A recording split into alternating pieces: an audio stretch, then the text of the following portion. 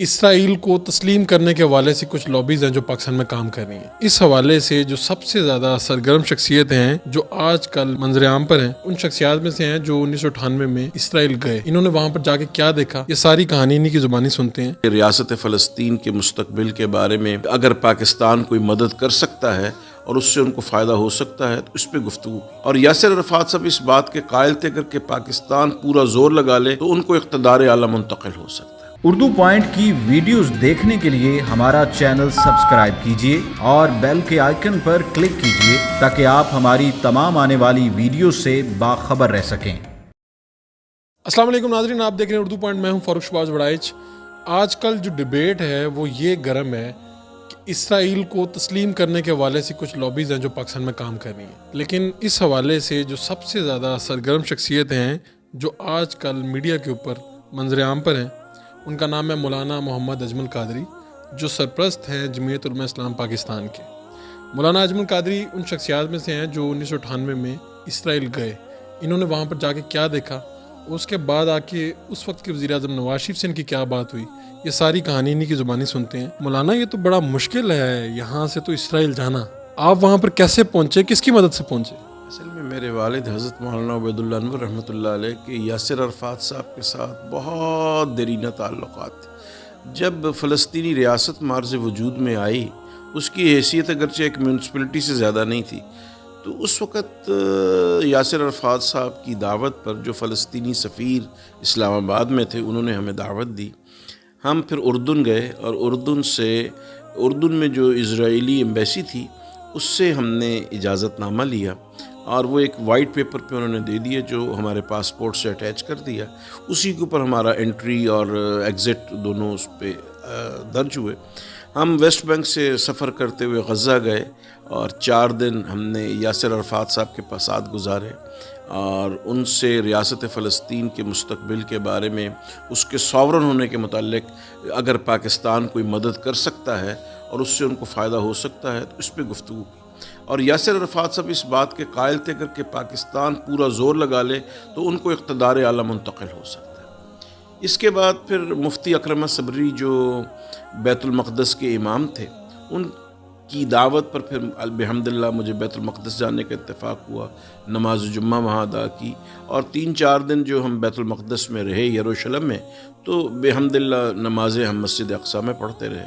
اور اس دوران ہوٹل میں جب بھی میں واپس آتا تھا تو اسرائیلی وزارتوں کے مختلف لوگ، ان کے مینیجرز اور ان کے جو اسرائیلیوں کے پاکستانی ٹیکسٹائلز کے متعلق بڑی دلچسپی ہے اور ان کو پتہ ہے کہ پاکستان ایک زراعتی ملک ہے اور پاکستان میں جو فرٹیلائزر یوز ہو رہا ہے وہ وایا جارڈن، اسرائیل سے جارڈن آتا ہے اور وہاں سے پاکستان میں آتا ہے، تو اس کے متعلق بھی ان کا یہ خیال تھا کہ کوئی بات ہو۔ لیکن میں تو کیونکہ اپنے ذاتی حیثیت سے ایک مطالعاتی دورے پر گیا تھا اور بنیادی طور پر یاسر عرفات صاحب کی دعوت پر اور مسجد اقصیٰ میں نماز جمعہ پڑھنے کی سعادت حاصل کرنے کے لیے گیا تھا، اور بحمداللہ مجھے یہ اللہ نے اعزاز دیا کہ میں 3 دن وہاں موجود رہا جہاں پر جناب رسول اللہ صلی اللہ علیہ وآلہ وسلم نے تمام انبیاء کرام علیہ السلام کی امامت فرمائی تھی۔ تو مولانا، میں سوال یہ ہے کہ کیا آپ کو اس وقت کے وزیر اعظم میاں محمد نواز شریف صاحب نے بھیجا تھا؟ اصل میں جب میں جانے لگا تو اس زمانے میں IGI کی حکومت کے ذریعے میاں صاحب اقتدار میں آئے تھے، تو IGI میں PMLN کے بعد سب سے اہم جو، بلکہ اس زمانے کے جو وزیر اعظم تھے جنیجو صاحب، ان کی جماعت کے بعد سب سے مؤثر جماعت JUIS تھی اور میں پنجاب JUI کا سربراہ تھا۔ تو جیسی روٹیشن میں JUI کو IGI کی سربراہی ملی، مولانا سمیع الحق صاحب مرکز کے ہو گئے اور میں پنجاب کا ہو گیا، اور نواز شریف صاحب میرے نائب صدر تھے IGI پنجاب میں۔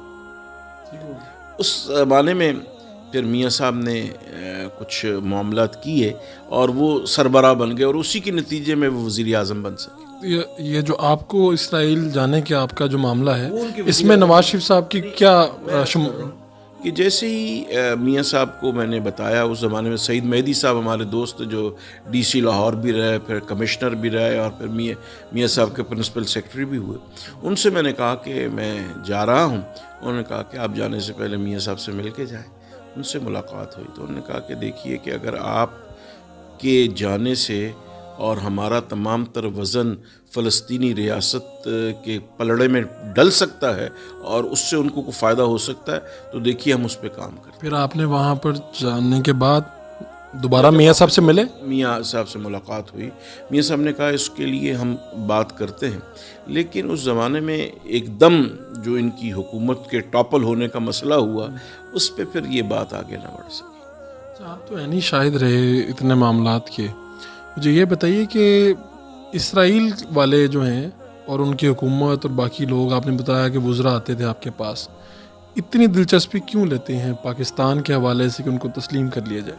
میرا یہ خیال ہے کہ پاکستان کا ایک بڑا دباؤ ہے اسرائیلی حکومت پر، اور اسرائیلی یہ سمجھتے ہیں جب تک پاکستان ہمیں تسلیم نہیں کر لیتا، دنیا کے تمام عرب ممالک ان کو تسلیم کر لے، ان کی کوئی حیثیت نہیں. اصل حیثیت پاکستانی حکومت کی ہے، پاکستانی عوام کی ہے، اور پاکستانی علماء اور ان کے مدارس کی. اچھا، آپ سیاست، مذہبی سیاست، ساری چیزوں کو سمجھتے ہیں. یہ بتائیے کہ ان دنوں کیا واقعی اسرائیل نے کچھ لابیز پاکستان میں بھی آگے لگائی ہوئی ہیں جو ان کو تسلیم کرنے کے حوالے سے باتیں عام کر رہی ہیں؟ میرے علم میں براہ راست تو کوئی ایسی چیز نہیں، لیکن جو مختلف میڈیاز کو دیکھ کر اندازہ ہوتا ہے کہ کوئی نہ کوئی لابی بہرحال سرگرم. اور اچھا، یہ اب نواز شریف والی یہ بات کہاں سے آئی کہ بھی نواز شریف نے آپ کو بھیجا تھا، نواز شریف بڑے دلچسپی لے رہے تھے، یہ بات کہاں سے آئی؟ وہ صرف اس لیے کہ ہم صرف ان سے ایک خیر سگالی کے طور پر ملاقات کرتے رہتے تھے. اس زمانے میں ہمارا IGI کا بڑا تعلق تھا، تو اس میں اور باتوں میں یہ بات بھی ہو جاتی تھی. تو اب اس کو ان کے ساتھ ٹیگ کرنا، یہ تو لوگوں کا اپنا حسن ظن ہے. آپ تو مل آئے، اسرائیل دیکھ آئے، چیزیں دیکھ کے آئے، وہاں کے معاملات. یہاں پر اسٹیبلشمنٹ والوں نے بھی تو رابطہ کیا ہوگا نا؟ نہیں، میرے سے کوئی ایسا رابطہ براہ راست نہیں ہوا. فلسطین اور اسرائیل بالکل ساتھ ساتھ. جب آپ بیت المقدس جاتے ہیں تو اگر تو آپ بیت المقدس کو مسلمانوں کا سمجھیں تو وہ ہمارا ہے، اور اگر آپ اس پہ اغیار کا قبضہ سمجھیں، یہ بالکل ایسی جیسے کشمیر ہے. کشمیر بظاہر تو ہندوستان کا حصہ ہے لیکن وہ ہے تو پاکستان.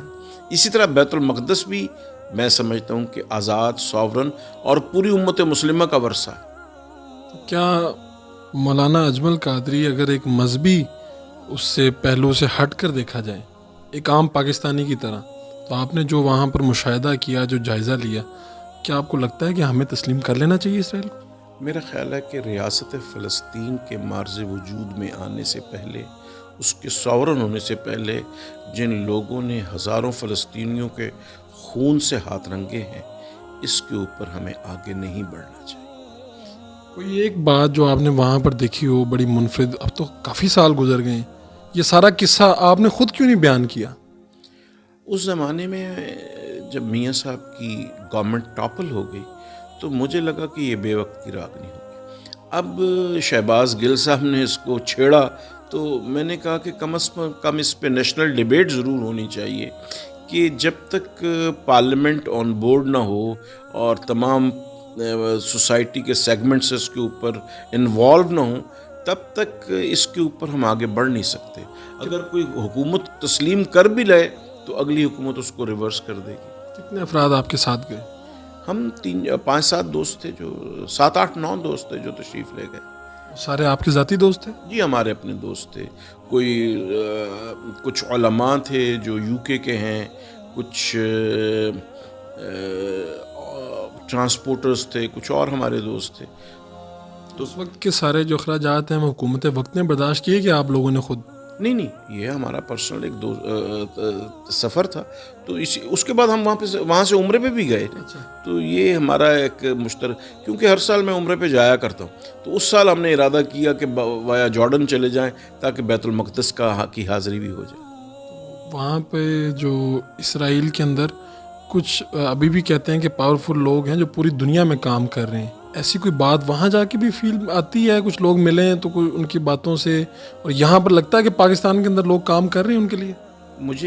میں نے عرض کیا نا کہ براہ راست ایسا مجھے نہیں معلوم، لیکن بہرحال زائنسٹ لوگ جو ہیں وہ جو بھی کام کرتے ہوں گے وہ بیہائنڈ دا کرٹنز ہوگا نا، براہ راست تو کون دیکھ سکتا ہے۔ لیکن آپ کی تو جو نظر ہے وہ بڑی گہری ہے، یہاں پر پاکستان کے اندر اگر کوئی ہلچل ہوگی تو آپ کو تو اندازہ تو ہو جائے گا کہ اس کے پیچھے اسرائیل کہیں نہ کہیں کھڑا ہے۔ میرا خیال ہے کہ انڈین اور اسرائیلی لابی ہر جگہ مسلمانوں کو نقصان پہنچانے کے لیے اور پاکستان کی چیزوں کو پرسو کرنے کے لیے ایکٹیو ہے۔ آپ کے وقت کا بہت بہت شکریہ۔ مولانا اجمل قادری ہمارے ساتھ موجود تھے، 1998 میں یہ گئے تھے ایک وفد کے ساتھ اسرائیل، انہوں نے وہاں پر کیا دیکھا تھا، یہ ساری باتیں آپ نے ان کی زبانی سن لی ہیں۔ اپنے میزبان فاروق شہباز بڑائچ کو اجازت دیجیے، اللہ نگہبان۔